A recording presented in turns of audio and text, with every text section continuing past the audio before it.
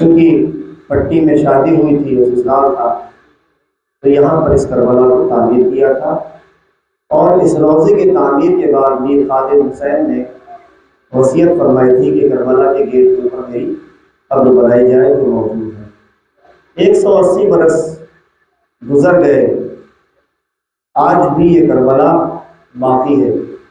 آیا کہ یہ بستی اجڑ گئی، لوگ ہجرت کر کے پاکستان اور دنیا کے الگ الگ گوشے میں چلے گئے، مگر یہ کہ پروردگار عالم نے مومنین مصطفیٰ بعد کو، بالخصوص جن لوگوں نے اس مجلس کا اہتمام کیا ہے، ان کو یہ توفیق عطا کی بارگاہ امام حسین سے کہ وہ آئیں اور اس کربلا کو سال میں کم از کم ایک بار اتنا آباد کریں کہ یہاں پر آ کے ہر پڑھنے والا، ہر سننے والا اپنی حاضری درج کرے۔ اور یقیناً ہمارے عقیدے اور قرآن کے حکم کی بنا پر میں یہ بات کہہ رہا ہوں کہ پروردگار عالم نے قرآن مجید میں ارشاد فرمایا ہے کہ جو چیز بھی مجھ سے یا میرے ولی سے منسوب ہو جائے وہ صاحب اور لائق احترام بن جاتی ہے، یعنی شاعر اللہ بن جاتی ہے۔ یہ گفتگو میں مقدمت پیش کر رہا ہوں۔ اس کربلا میں آنے کے بعد جتنے بھی سوز خان، مرثیہ خان جن لوگوں نے پڑھا ہے، امام حسین کی بارگاہ سے اللہ ان کو بہترین عطیہ عطا فرمائے، اور جتنے بھی لوگ زحمت کر کے سفر کر کے یہاں پر آئے ہیں، پروردگار ان کی روزی اور کاروبار میں ترقی عنایت فرمائے، ہمارے لہٰذا سب کو زمینی آسمانی بلاؤں سے ان کی حفاظت فرما، پروردگارہ ان کو اپنے مقصد میں کامیابی و کامیابی عطا ہو۔ آج میں نے آپ کے سامنے جس آیت مبارکہ کو پیش کیا ہے، قرآن مجید سورہ بقرہ کی آیت، جس میں پروردگار علیہ ارشاد فرما رہا ہے وَمِنَ النَّاسِ مَن يَشْرِي نَفْسَهُ ابْتِغَاءَ مَرْضَاتِ اللَّهِ وَاللَّهُ رَءُوفٌ بِالْعِبَادِ۔ زمین کے اوپر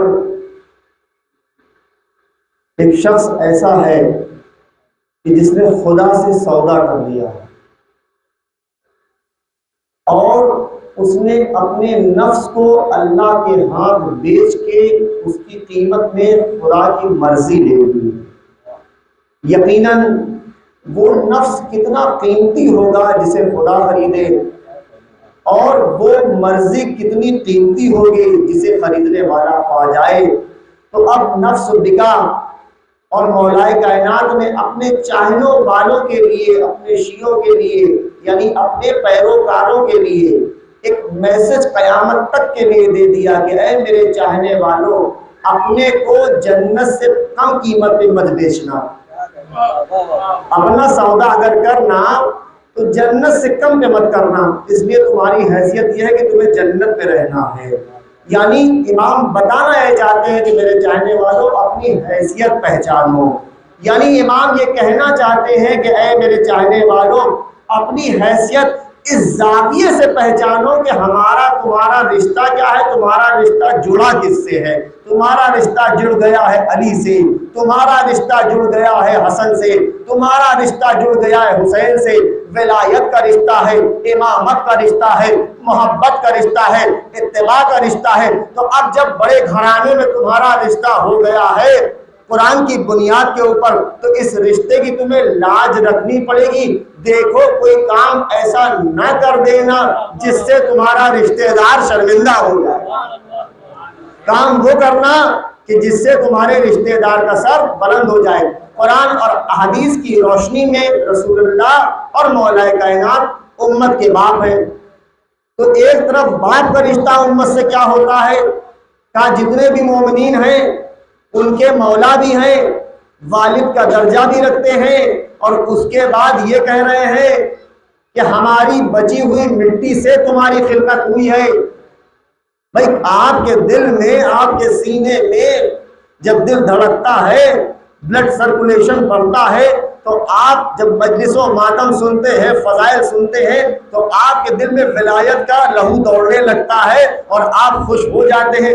بھئی یہ جو حرکت دل میں ہو رہی ہے، یہ ولایت کا خون دھڑک رہا ہے، بھڑک رہا ہے، آپ خوش ہو رہے ہیں، یہ کس چیز نے آپ کو خوش کر دیا؟ تو امام صادق نے فرمایا میری بچی ہوئی مٹی سے میرے شیعہ پیدا کیے گئے ہیں، یہ وہی مٹی ہے جو وجود میں زور مارتی ہے۔ تو کبھی جو ہے آپ کے چہرے پر فضائل سن کے خوشی آ جاتی ہے اور مصائب سن کے آنکھ میں آنسو آ جاتے ہیں۔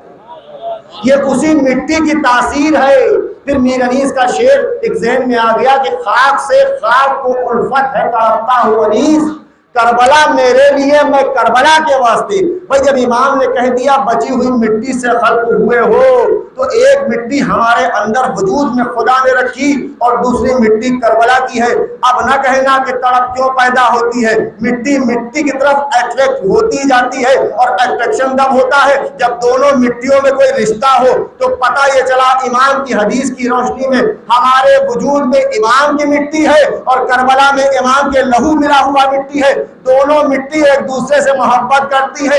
جب ہم کربلا نہیں پہنچ سکتے تو جہاں جہاں ہندوستان میں روضے بنے ہیں ان تک پہنچ کے اپنی محبت کا اظہار کر کے بتاتے ہیں کہ مولا اگر ہماری حیثیت عراق آنے کی نہیں ہے تو ہم یہاں پر آپ کی کربلا میں آ کے اپنی اظہار محبت کر کے بتاتے ہیں کہ مولا ہمیں اتنا مستطیب بنا دیجئے کہ ابھی آج اس کربلا میں مجلس کر رہے ہیں، ایک دن آئے کہ عراق کربلا محلہ جا کے مجلس کرو۔ بھئی یہ تو اختیار حسین ابن علی کو ہے۔ تو کچھ لوگ زمین پر ایسے ہیں جو اپنا سودا نفس کا کرتے ہیں اور خدا کی مرضی لے لیتے ہیں۔ تو اب جب مرضی خدا کی لے لی اور اپنا نفس بیچ دیا، بھئی علی کا نفس اتنا ہی تو قیمتی تھا کہ خدا کی مرضی کے علاوہ اس کی قیمت طے نہیں ہو سکتی تھی۔ تو میں ایک نتیجے تک آپ کو آج کی تاریخ کی مناسبت سے لے جانا چاہتا ہوں۔ مولا کائنات کو مرضی خدا مل گئی بنص قرآنی، کوئی اس بات سے انکار نہیں کر سکتا کہ خدا نے کہا وَمِنَ النَّاسِ مَن يَشْرِي نَفْسَهُ ابْتِغَاءَ مَرْضَاتِ اللَّهِ۔ بس شب ہجرت رسول نے جب اپنے بستر پہ لٹا دیا تو علی کو اللہ کی مرضی مل گئی۔ اب جب مرضی مل گئی تو اس کے بعد اب مولا کائنات کے وجود سے وہ معجزات، وہ کرامات ظاہر ہونے لگے کہ بعض کو یہ خدشہ ہوا، اندیشہ ہوا کہ علی بندہ ہے یا خدا۔ بھئی زندہ کرنا مردے کو یہ خدا کا کام ہے، مگر تاریخ نے دیکھا کہ علی نے اشارہ کیا تھا قم باذنی اور مردہ زندہ ہو گیا۔